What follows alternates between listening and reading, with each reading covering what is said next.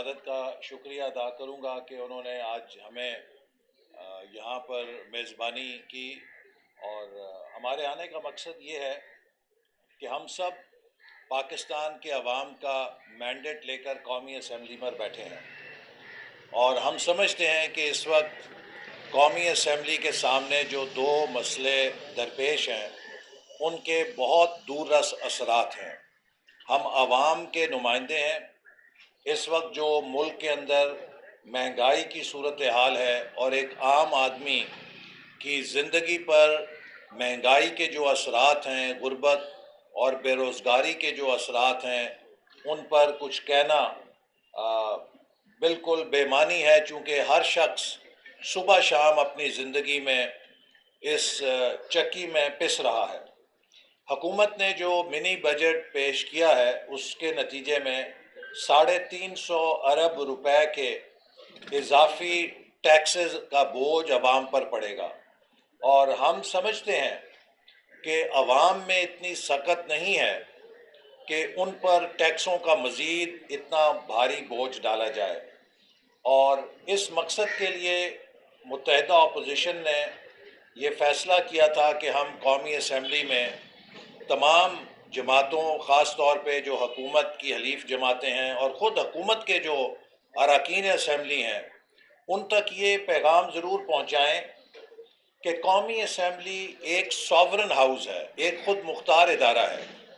اور اگر قومی اسمبلی کی کنپٹی پر پستول رکھ کے IMF کا پیکج منظور کروایا جائے تو یہ اس ایوان کی خود مختاری پر ایک کاری ضرب ہوگی۔ پاکستان کی قومی اسمبلی یا پاکستان کی پارلیمنٹ IMF کے کسی کنڈیشنالٹیز کی پابند نہیں ہے۔ ہماری بنیادی ذمہ داری ہے کہ ہم پاکستان کے معاشی مستقبل یا مفادات کے ساتھ ساتھ اپنے عوام کے مفادات کو بھی ملحوظ خاطر رکھیں۔ ان 350 ارب کی ٹیکس تجاویز کے اندر ایسی تجاویز شامل ہیں جو ہمارے نزدیک ملک کے لیے اور عوام کے لیے نہایت تباہ کن ہیں۔ مثال کے طور پہ شیرخوار بچوں، چھوٹے بچوں کے لیے دودھ، اسی طرح ایسی مصنوعات کے جن کے نتیجے میں ادویات کی قیمتوں میں اضافہ ہوگا،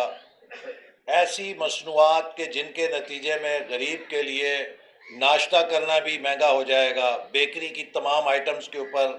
بلا استثناء ڈیوٹی لگا دی گئی ہے، کمپیوٹرز کے اوپر ڈیوٹی لگا دی گئی ہے، IT سیکٹر جو کہ پاکستان کا ایک پرومسنگ سیکٹر ہے جس سے ہم نے فیوچر میں بڑی توقعات ہیں،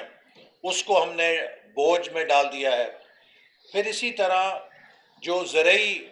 بیج ہیں جو درآمد ہوتے تھے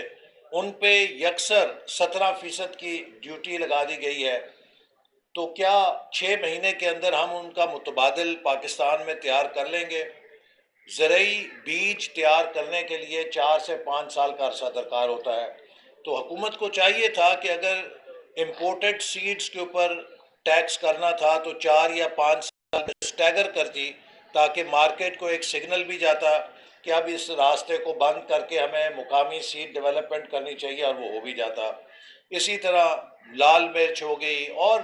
پولٹری کی صنعت ہو گئی، یہ سب وہ چیزیں ہیں جن کا براہ راست تعلق عام آدمی سے ہے۔ دوسری طرف اگر آپ صنعت کا مفاد دیکھیں تو اکراس دا بورڈ تقریباً تمام پلانٹ اینڈ مشینری کے اوپر جب آپ نے ڈیوٹی بڑھا دی ہے تو صنعت کار اضافی ٹیکس کا بوجھ کنزیومر کے اوپر ڈالتا ہے۔ تو اس لیے اس سے پہلے کہ حکومت اس منی بجٹ کو ایوان میں پیش کرتی، ہماری سوچ یہ تھی کہ حکومت کو اس کے اوپر ایک قومی اتفاق رائے پیدا کرنا چاہیے تھا، اپوزیشن سے بھی مذاکرات کرنے چاہیے تھے، اور حلیف جماعتوں کو بھی اعتماد میں لینا چاہیے تھا، تاکہ ہم کم از کم ان چیزوں کو اس بجٹ کے اندر نہ شامل ہونے دیتے جن کا عوام پر یا ملک کی معیشت پر براہ راست منفی اثر ہوگا۔ تو ہمارا ایک استدعا تو MQM کی قیادت سے یہی ہے کہ یہ بھی middle class, lower middle class اور غریب طبقوں کی نمائندگی کرتے ہیں، اور ہم بھی ان کی نمائندگی کرتے ہیں، تو ہمیں اپنے عوام کی مشکلات کے لیے مل کر ان چیزوں کو منی بجٹ سے نکلوانا چاہیے جن کا ہم سمجھتے ہیں کہ عام آدمی کے اوپر بہت منفی اثر پڑے گا۔ دوسری چیز اسٹیٹ بینک آف پاکستان کی اٹانومی ہے۔ یہ بھی ایک بہت بڑا چیلنج ہے کہ کسی ملک میں جو سینٹرل بینک ہے وہ اس ملک کی مالی خود مختاری کا ضامن ہوتا ہے اور اس کے ذمہ ہوتا ہے کہ وہ اس ملک کی معیشت کو مستحکم رکھنے میں اپنا کردار ادا کرے۔ اگرچہ وہ مانیٹری پالیسی کو دیکھتا ہے، لیکن ملک کی معیشت اس وقت تک کامیاب نہیں ہو سکتی جب تک کہ فسکل پالیسی اور مانیٹری پالیسی آپس میں کوآرڈینیشن کے ساتھ نہ چلیں۔ ہمیں اس حوالے سے شدید تحفظات ہیں اور اس کے اوپر ملک کے ماہرین معیشت بھی تحفظات کا اظہار کر چکے ہیں کہ جو فسکل اینڈ مانیٹری بورڈ کو ختم کیا گیا ہے اسٹیٹ بینک کے لاء میں، اس کے نتیجے میں پاکستان میں ایک معاشی سطح پر، پالیسی کی سطح پر انتشار پیدا ہوگا۔ فسکل اور مانیٹری پالیسی کو کوآرڈینیٹ کرنے کا میکنزم ختم کر دیا گیا ہے۔ اسی طرح جو شرائط اس میں شامل کی گئی ہیں جس کے نتیجے میں اسٹیٹ بینک کے گورنر کو اتنا طاقتور اور با اختیار بنا دیا گیا ہے کہ وہ پاکستان کے وزیر اعظم سے بھی زیادہ طاقتور ہے۔ پاکستان کا وزیر اعظم تو پارلیمنٹ کو جواب دہ ہے، لیکن اسٹیٹ بینک کا گورنر نہ پارلیمنٹ کو جواب دہ ہوگا، نہ اس ملک میں کسی کی بات سننے کا مجاز ہوگا۔ وہ اگر کسی کی بات سنے گا تو وہ بین الاقوامی مالیاتی اداروں کی براہ راست بات سنے گا، اور پھر اس قانون کے ذریعے حکومت پاکستان کو بینکوں کا یرغمال بنا دیا گیا ہے جس میں انٹرنیشنل بینکس شامل ہیں، اور جب حکومت پاکستان اپنا تمام قرضہ بین الاقوامی بینکوں سے لے گی تو یقیناً وہ بین الاقوامی بینک اپنی شرائط کے اوپر قرضے دیں گے اور ملک کی مالی خود مختاری بھی اس سے کمپرومائز ہوگی۔ اس حوالے سے جو ہمارے خدشات ہیں کہ اسٹیٹ بینک آف پاکستان کی خود مختاری کا بل ہمارے نزدیک ملک کی معاشی خود مختاری کو سرنڈر کرنے کا بل ہے۔ ہم سمجھتے ہیں کہ ہر پاکستانی کا فرض ہے کہ وہ اپنے آنے والی نسلوں کے لیے ملک کے مفاد اور خود مختاری کا دفاع میں اپنا کردار ادا کرے۔ ہمیں یہ فخر ہے کہ ہم پاکستان کی مدر پارٹی ہیں، اور ہم جن کے پاس آئے ہیں ان کے بزرگوں نے بھی قائد اعظم کے جھنڈے تلے مسلم لیگ کے اندر اس کے پلیٹ فارم سے تحریک پاکستان میں بہت قربانیاں دی ہوئی ہیں۔ تو اس لیے ہم سب کے لیے پاکستان کی خود مختاری کی ایک بڑی قلبی حیثیت ہے، ایک بہت جذباتی حیثیت ہے۔ تو ہم نے یہ بھی گزارش کی ہے کہ آپ اس کے اوپر بھی ہماری درخواست پہ غور کریں کہ ہم اسٹیٹ بینک آف پاکستان کے قانون جو حکومت نے انٹروڈیوس کیا ہے اس پہ نظر ثانی کریں اور اس میں سے وہ شقیں نکالیں جو قابل اعتراض ہیں اور جن سے پاکستان کی مالی خود مختاری پہ سمجھوتا ہوتا ہے۔ ہم امید کرتے ہیں کہ ہماری ان گزارشات پہ جو ایم کیو ایم کی لیڈرشپ ہے وہ ہمدردانہ غور کرے گی۔ ہم نے یہ گزارشات کسی سیاست کے جذبے سے نہیں کی ہیں، یہ حکومت اور اپوزیشن کی بات نہیں ہے، یہ پاکستان کے عوام اور پاکستان کے خود مختاری کی بات ہے، اور ہمارا یہ پیغام خود پی ٹی آئی کے اراکین اسمبلی سے بھی ہوگا کہ ہم سب کو پہلے پاکستانی بن کر سوچنا چاہیے کہ ہم وہ کام کریں جو ملک کے مفاد میں ہو۔ بہت شکریہ۔ جی، سب سے پہلی بات تو یہ کہ جہاں تک منی بجٹ کا تعلق ہے تو ایم کیو ایم نے آج میرا خیال اب جمع کرا دیا ہوگا۔ ہم نے خود ایسے آئٹمز پہ، ایسی چیزوں پر جس کا براہ راست اثر عوام پر پڑ رہا تھا، براہ راست بوجھ عوام پہ پڑ رہا تھا اس مہنگائی کے دور میں، ان اشیاء کے بعد مہنگائی کی سطح کے بڑھنے کا اندیشہ موجود تھا، ہم جمع کرانے چاہ رہے تھے، لیکن آج ان کی ہم نے بڑی تفصیل سے بات نہ صرف سنی ہے اور کئی پہلو پر ہم دوبارہ بھی غور کریں گے، اور اپنے اس ترمیم میں شاید ہمیں ان کی آج کی میٹنگ کے بعد ایک دو نکات میں اضافہ کرنا پڑے۔ اور جہاں تک یہ تاثر ہے کہ پاکستان کی معیشت یرغمال ہوتی جا رہی ہے، اس پہ بھی ہمیں حکومت سے بہت ساری ایسی تفصیلات اور ایسے جو خدشات ہیں عام لوگوں کے بھی اور ہمارے بھی ہیں، اس پہ ہمیں بات کرنی ہے. اور میں ان کی اس بات سے ایگری کرتا ہوں کہ پاکستان آج جہاں پہ کھڑا ہے، مجھے یہ کہنے کی اجازت دیجیے کہ مختلف حکومتوں نے ہم نے سیاست اور جمہوریت کے ساتھ ساتھ یہ بوجھ، یہ ذمہ داری ہم آنے والی حکومتوں پہ ڈالتے چلے گئے ہیں، معاشی بوجھ، جس سے کہ پاکستان میں اب بالکل فائنینشیل اسپیس جو ہے وہ ختم ہوتی جا رہی ہے. مہنگائی عروج پر ہے. کووڈ کے بعد اور اس کے بعد عالمی جو صورتحال ہے، اس میں بہت ضروری ہے کہ حکومت اور اپوزیشن مل کر پاکستان کی صورتحال کو، پاکستان کی معیشت کو، جو کہ سیاست کو بھی ڈکٹیٹ کرتی ہے، اور اب تو ہمارے یہاں بہت ساری چیزوں کو ڈکٹیٹ کرنے کی پوزیشن میں آ گئی ہے. ہمیں مل کے فیصلہ کرنا چاہیے. ہم آج ان کی بات میں بہت ساری باتوں میں کئی نئی پہلو تھے جو ہمیں جس کا ہمیں ادراک ہوا ہے، اور ہم سیاست سے الگ ہٹ کے اور یہ جانتے ہوئے کہ ہم حکومت کا حصہ ہیں یا نہیں ہیں، جو پاکستان اور پاکستان کی عوام کے لیے صحیح فیصلہ ہوگا. ہمارا آپ سب کے کیمروں کے ذریعے، پاکستان کی عوام کے ذریعے، اور آج پاکستان مسلم لیگ کے ذریعے ایم کیو ایم اور ایم کیو ایم کے تمام کارکنوں کی جانب سے ہم آپ کو یقین دلاتے ہیں کہ ہم سے زیادہ، ہماری سیاست سے زیادہ عزیز ہمیں یہ وطن عزیز ہے. اچھا ڈاکٹر صاحب یہ بتائیے گا کہ پیپلز پارٹی کے دور حکومت میں پیٹرول چند پیسوں میں اضافہ ہوا، یعنی کہ حکومت سے علیحدہ ہو گئی. اب 350 ارب روپے کا معاملہ ہے، اس حوالے سے سوچیں کی ماضی کی طرف. جناب اس وقت بھی پیٹرول کی قیمت میں تھوڑا سا اضافہ نہیں ہوا تھا. جو معاشی صورتحال تھی ملک، وہ جو پیٹرول کی قیمتوں میں اضافہ ہو رہا تھا، اسی بنیاد پر ہوا تھا. ہم بالکل سوچ سکتے ہیں، ہمیں کچھ مجبوریوں کا، ہم یہ بات کئی بار کہہ چکے ہیں کہ ہمیں ڈر یہ ہے کہ ہم صرف حکومت کو سہارا نہیں دیا، ہم نے جمہوریت کو بھی سہارا دیا. ہم بڑے اعتماد کے ساتھ سیاسی حلقوں میں یہ بات بڑی چل رہی ہے کہ شہباز شریف صاحب کو آفر کی جا رہی ہے کہ وہ وزیر اعظم بننے کے لیے چاہے تو وہ بن سکتے ہیں، لیکن نواز شریف کی وجہ سے وہ وزیر اعظم نہیں بنتے. تو کیا آنے والے انتخابات میں آپ لوگوں کا کیا لائے عمل ہوگا؟ نواز شریف صاحب کا واپس آئیں گے، اور آپ لوگوں کی طرف سے کون نمائندہ ہوگا پرائم منسٹر کے لیے، مریم صاحبہ یا شہباز شریف صاحب؟ آپ بھی کچھ کہہ رہے تھے سر میں یہ کہہ رہا تھا کہ یہ چل رہا تھا، آج D G I S P R نے کہہ دیا ہے کہ نون لیگ کے ساتھ ہماری کوئی ڈیل نہیں ہو رہی. کیا کوئی ڈیل ہو رہی تھی سر؟ سنا ہے کہ نواز شریف صاحب اسٹیبلشمنٹ سے کوئی ڈیل کی باتیں کر رہے تھے، کیا ڈیل ناکام ہو گئی ہے؟ دیکھیے، ہم تو بہت دیر سے یہ بات واضح کرنے کی کوشش کر رہے ہیں کہ مسلم لیگ نون ڈیل کی سیاست پہ یقین نہیں رکھتی،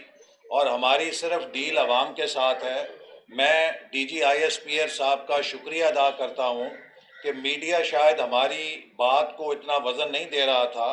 انہوں نے بھی اس کی وضاحت فرما دی ہے. میں ان کا شکر گزار ہوں کہ انہوں نے اس کو واضح کر دیا ہے. مسلم لیگ نون کی ڈیل صرف پاکستان کے آئین کے ساتھ ہے اور پاکستان کے عوام کے ساتھ ہے، اور یہی نتیجہ ہے کہ آپ نے دیکھا ہے کہ تواتر کے ساتھ پاکستان کے عوام ضمنی انتخابات میں مسلم لیگ نون اور اس کے بیانیے اور اس کے پروگرام پر اپنے اعتماد کا اظہار کر رہے ہیں. اور ہم سمجھتے ہیں کہ جو ملک کا اس وقت معاشی بحران ہے، اس کا حل صرف اور صرف فوری، صاف، شفاف انتخابات ہیں، چونکہ جو 2018 کا تجربہ کیا گیا تھا وہ ناکام ہو چکا ہے. جی، آپ نے جو سوال کیا، مجھے یہ نہیں پتا کہ آپ کو کس نے کہا ہے کہ شہباز شریف صاحب کو کون آفر کر رہا ہے. مجھے بتا دیں کہ انہیں کس نے آفر کیا ہے.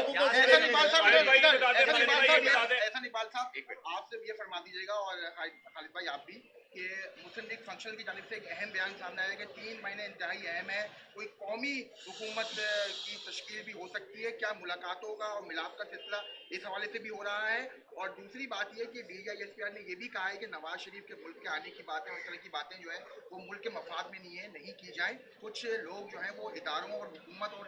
عوام کے درمیان جو ہے خلیج بڑھانا چاہتے ہیں. اب مجھے نہیں پتا کہ کون لوگ بڑھانا چاہتے ہیں، لیکن میں یہ بات ضرور کہوں گا کہ ہم نے خالد مقبول صاحب سے بھی یہ بات کی ہے اور ہمارے قائد نواز شریف صاحب کا یہ نظریہ ہے کہ پاکستان کے مسائل کو کوئی ایک لیڈر، کوئی ایک جماعت اور کوئی ایک ادارہ تنہا حل نہیں کر سکتا، اور جو اس وقت پاکستان کو سیاسی، سفارتی اور معاشی اور معاشرتی چیلنجز درپیش ہیں، ان کا حل یہی ہے کہ ہر محب وطن، آئین اور جمہوریت پہ یقین رکھنے والی قوت، چاہے وہ حکومت میں ہے چاہے وہ جمہوریت میں ہے، وہ کولیبریٹو پالیٹکس، انکلوسیو پالیٹکس اور ملک کے سلامتی اور ملک کے مفادات کے ایجنڈے پر سیاست سے بالاتر ہو کے کام کرنے کے لیے اشتراک کی صلاحیت پیدا کرے۔ ہم نے اس بات کا ثبوت اس وقت بھی دیا جب ہم حکومت میں تھے تو خیبر پختونخوا میں پی ٹی آئی کی حکومت تھی، سندھ کے اندر پیپلز پارٹی کی حکومت تھی، لیکن ہم نے دونوں حکومتوں کو ملا کر قومی پالیسیوں کو کامیاب بنایا، چاہے وہ قومی ایکشن پلان تھا، چاہے وہ قومی توانائی پالیسی تھی، چاہے وہ سی پیک جیسا منصوبہ تھا۔ لیکن اگر آج کوئی یہ سمجھتا ہے کہ وہ تنہا پاکستان کو کسی منزل مراد پہ لے کے جا سکتا ہے تو وہ ایک خود فریبی کا شکار ہوگا۔ تو اس لیے مسلم لیگ نون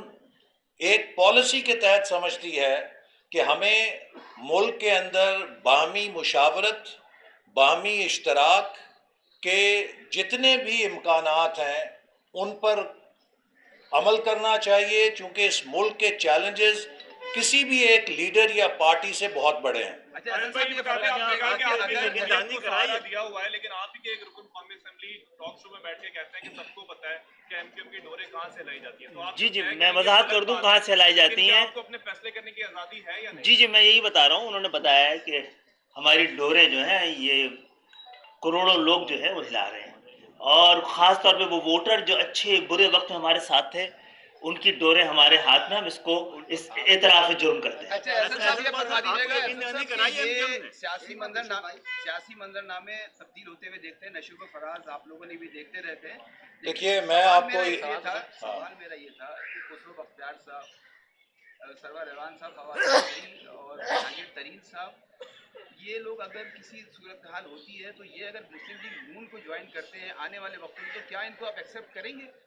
دیکھیے میں سمجھتا ہوں کہ موجودہ حکومت پاکستان کے حال اور مستقبل کے حوالے سے اب ارریلیونٹ ہو گئی ہے، چونکہ یہ معاشی طور پہ ارریلیونٹ ہے، سفارتی طور پہ ارریلیونٹ ہے، سیاسی طور پہ ارریلیونٹ ہے اور معاشرتی طور پہ ارریلیونٹ ہے۔ جب کوئی حکمران کسی بھی شعبے میں کارکردگی نہ دکھا سکے تو اس نظام نے چلنا ہوتا ہے۔ تو اس لیے جلد یا بدیر مجھے یقین ہے کہ اس ملک نے قائم رہنا ہے، اس ملک نے آگے بڑھنا ہے، اور اس کے لیے ایک نیا مینڈیٹ ملک کو ان معاشی اور سفارتی مسائل سے نکالنے کے لیے ناگزیر ہوگا، اور ہم چاہتے ہیں کہ اگلا الیکشن آزاد، شفاف اور منصفانہ ہو، تاکہ اس کے نتیجے میں نئے جھگڑے نہ پیدا ہوں، بلکہ پرانے جھگڑے بند کر کے ہم ملک کو ایک یکجہتی کے راستے پہ، ایک باہمی اشتراک کے راستے پر لے کے جا سکیں۔ سوال پہ آ جائے گا، میرا سوال جو تھا میرا وہ Thank تو you. رہ گیا۔ شکریہ، بہت شکریہ، تھینک یو۔ سلیم اللہ سے کلیم اللہ۔